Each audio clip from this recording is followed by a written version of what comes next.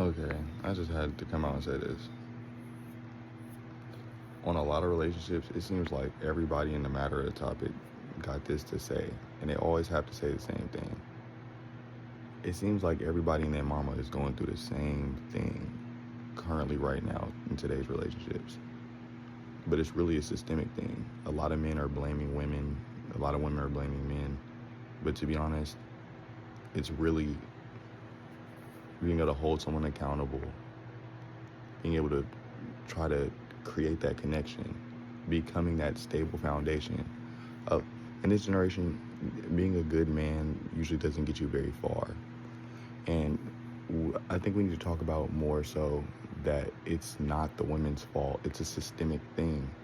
It's systemic and it can be changed. It's not all women. Women are not the problem. It's an avoidant detachment style. And you know, I'm learning that. Like I've always been one to be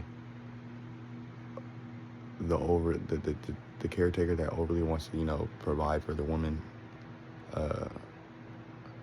I had the anxious style. So it's like, as soon as there's a problem, I want to fix this as soon as possible. I want to figure out how we can come to a mutual understanding. Like, what can I do?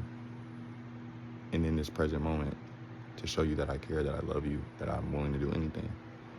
And women, you know, they usually want their space. They need time. They are emotional creatures, not logic. We run more on logic as men. And they usually will only validate their emotions. And usually that's what I'm saying. I never judge people because, or give advice for that reason, because emotions are not stable. It's not truth. It's not a fact. It's an emotion. It's a feeling. That's why I don't respond too much to emotions. I respond more to logic. But that's usually, and I can't say all men do the same thing because, you know, some move a little bit different more than others. Like, and that's one thing I didn't notice with my woman. But I was always able to unconditionally love her, even when she went across and started doing her own things. I always unconditionally had love for her, even if she may have not understood the love that I had for her and the things I was willing to do and put myself through that same sacrifice, because you're showing up for them the same way you'd want them to show up for you. But we shouldn't always go straight to the blame game. We're bringing up, people don't know how to connect. People don't know how to feel. People don't even talk anymore. People don't even have normal conversations and chats on a day-to-day life. They're always in a rush, trying to get somewhere, trying to do something, but they're never really thinking about, you know, how it affects people, how it affects people day-to-day in life. And I'm not mad at the fact that they're not thinking about that, because they have their own life to live. But yes, we do need to start holding people more accountable, but not being upset at them for it. Like, that's why I was telling my friend earlier today, like, it's like, I don't go on my day based off of, you know, what's going around. Like, it's like, what are you showing me? What you know, based off my observations. I'm a very analytical person. Just because I may not be the loudest in the room and I don't talk a lot, people don't think I don't be paying attention. I pay attention to shit. Like I be writing down files on people. I analyze, but I don't judge you. I analyze the patterns, and I don't hold it to anything. It's just like I'm saying, like, you're the structure, you're the foundation, especially in a relationship as the man, the provider. And it's just like, you want to keep this natural connection and flow. Nigga, water always has flow. It's always flowing. It's a current. Ain't nobody ever questioning fucking water. It's just like, oh, water just is. Nigga, have you ever questioned water? No, you haven't. And that's what I'm saying. Now today's relationships, people need to work on solving things, problem solving, connection, intimacy, love languages, all of that. And, you know, if you can give your woman a little bit more space, like, you know, learn attachment styles, because, you know, that's not talked about in schools either. It's not talked about how it's like it's a system thing going on, because it's going on everywhere. Everyone's going through the same shit. And it's not that the fact that this person wasn't the right person for you. They were the right person when you was with them and when you first started building a relationship. thing, it's the avoidant attachment style. People need to start doing more research on that. And we need to figure out a way that we can fix this for this generation, because that is what women are doing. It's an attachment. It's a style. It's avoidant, and no, it's not a necessarily thing. Like it's usually like a self-defense mechanism and self-coping, and it's not the right way to do things, but it can be fixed. And that's what I'm saying. Like, usually the avoidant attachment style starts to avoid you, come off cold and distant. They're not listening to anything you're saying. They're not even taking you into account in their own world. And that's okay. Like, that's what I'm saying. I always go back to not blaming the person, because there's traumas, there's things they've gone through. I'm always being the understanding person. And you don't have to change or become bitter just because someone else is showing you that. Like,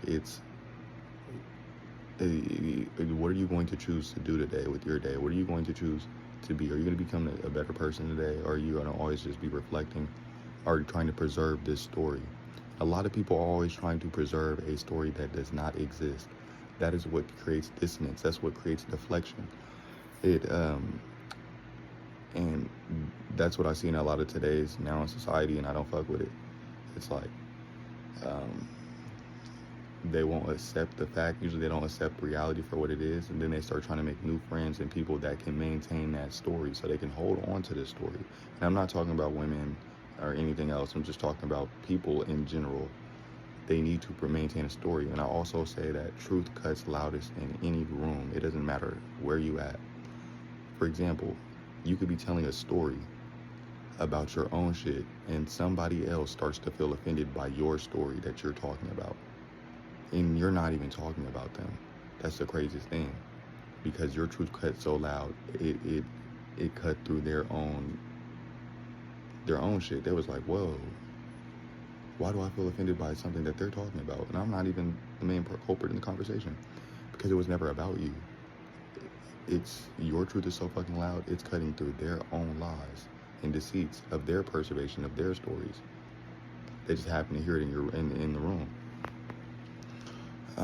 And I was having a beautiful conversation with my homie today, like on shrooms, and just telling him about how come people don't really be thinking about like other people. And he's just like, oh, I'm sorry, Sean. I guess, you know, like I always want to play Fortnite. I'm never really thinking about how you feel and how, you know. And he got to actually chat with me. I was like, I want to see your face, bro. Like, we're best friends. We haven't talked like this since like 7th grade, bro. We've really been friends since 7th grade. And it felt good, because it felt good to connect with my best friend. It felt good to, you know, reopen that connection, go over these memories, and go down memory lane. And then him also be able to see my life for what it is, because it's just like, I needed that space to be like, oh, real, bro. Like, I'm not saying that I can't play the game, but it's the way you want me to show up. And for me to show up the way you want me to, you need to give me my own time and space to breathe, just like you need to give other women and them time and space to breathe as well. But if we can all acknowledge that, like, we can all hold more accountability in today's society. That's how I think I process things. But now that I know it's a style, like, it's like I've known my woman for hella long. I've always known whatever, but I've never held her into anything. But I understand that it's like, okay, this was an attachment style. I'm about to say, like, and I've never even held her to, oh, you always wonder why they're doing this, but it's just like, you're never too upset at them for it. It's like, you just know that there's potential for growth. And a lot of people usually confuse potential for greatness. It's like, everyone is great. Everyone has potential. Everyone can grow. It's their choice. But yeah, I ain't gonna hold. That's all I had to say. If you fuck with my shit, you fuck with my videos, I'm finna start making some videos on kind of how I just think. I think a lot. But after breaking, if you hit that like button, subscribe, tap back in, and I'm gonna just be making more videos. Really just a vlog and chatting.